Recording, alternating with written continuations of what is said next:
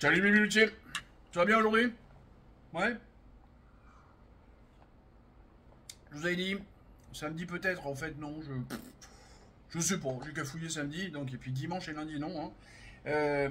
Réaja retourne au 5 mai, j'ai fait une vidéo exprès, mais personne est... Enfin tout le monde est passé à côté, vous avez pas capté, bon. Soit j'étais trop subtil, soit j'en sais rien. Et en plus j'ai fait en sorte d'avoir le short, et j'ai refait la version en mettant un truc à la fin pour biaiser YouTube pour que ça reste en version longue. Il y a les deux côtés, puisqu'il y a des gens qui refusent catégoriquement d'aller voir des shorts. Je respecte, j'ai rien contre. Moi-même, quand je les ai vus sortir, j'étais pas content. Donc voilà, il y a ça. Comment j'ai vu le. Je vous recommande les trios, Jérémy Ferrari, Le Caplin et Arnaud de sa mère. Là, la tournée qu'ils sont en train de faire, c'était mon fils m'a offert ça comme cadeau d'anniversaire au Zénith que j'ai vu dimanche soir. C'était génial, génial.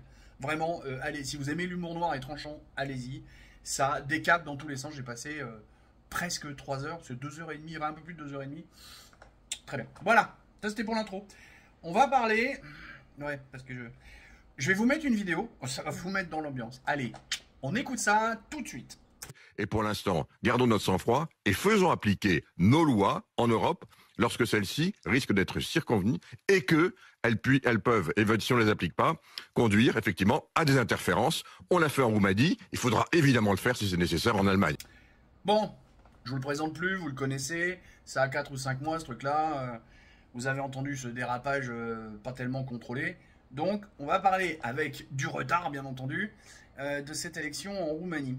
Et effectivement, je reparlais tout à l'heure de samedi où j'ai, je sais pas, j'ai cafouillé parce que samedi, je voulais faire une espèce de vidéo en amont pour dire, vous allez voir, va y avoir un retournement. Bon, alors du coup, je suis pas crédible en disant ça.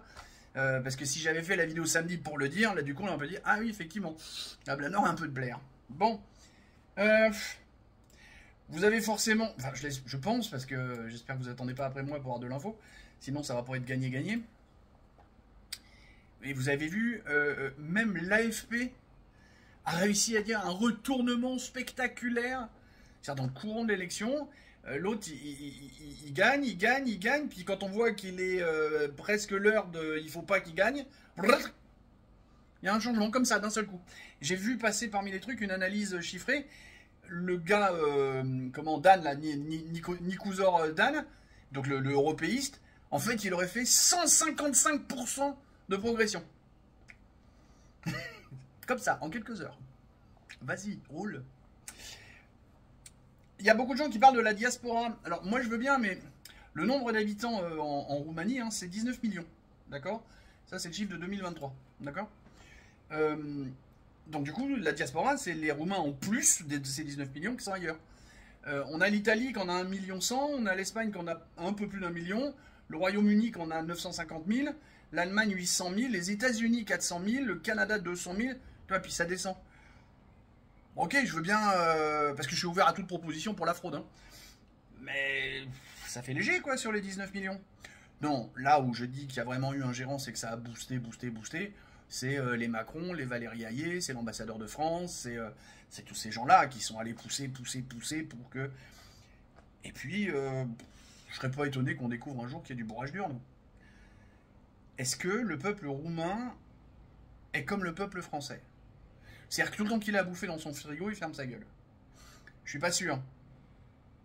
Parce que du temps des Ceausescu, ils avaient à bouffer dans leur frigo, les Roumains, quand ils sont descendus dans la rue pour virer les Ceausescu.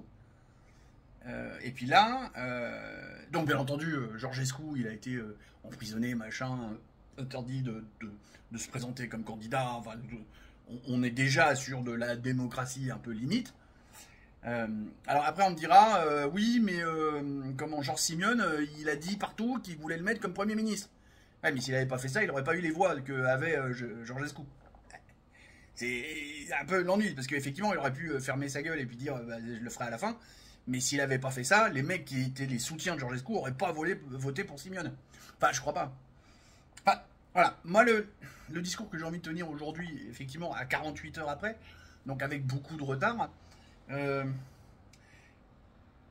Putain, une simple élection dans un pays comme la Roumanie, c'est déjà ça. Alors, on connaît l'enjeu européiste de la Roumanie. Hein. pour ceux qui n'auraient pas tout suivi, il y a un projet de construction de base de l'OTAN qui va visiblement être la plus grosse base, et même la base de référence de l'OTAN, de ce que j'ai compris. Hein. Donc ça va être des milliers de soldats qui viennent de tous les pays de l'OTAN qui vont être là-dedans. Et cette base devrait devenir la référence, plus que, je crois que pour l'instant la référence de l'OTAN c'est Rammstein en Allemagne. Ça me fait toujours rigoler, puisque vu qu'il y a le groupe qui s'appelle pareil, que j'adore. Mais donc a priori cette base-là va devenir la référence otanienne sur le sol européen. De ce que j'ai compris. Parce que bizarrement c'est compliqué d'avoir des infos. Alors soit je suis toujours une gourde et j'arrive toujours pas à gérer avec Google, c'est possible. Soit il planque les infos, c'est possible aussi.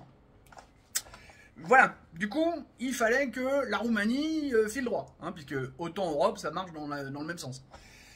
Et puis la Roumanie, il y a toujours les entre 900 et 1000 km de frontières, très utiles pour les velléités otaniennes et européistes.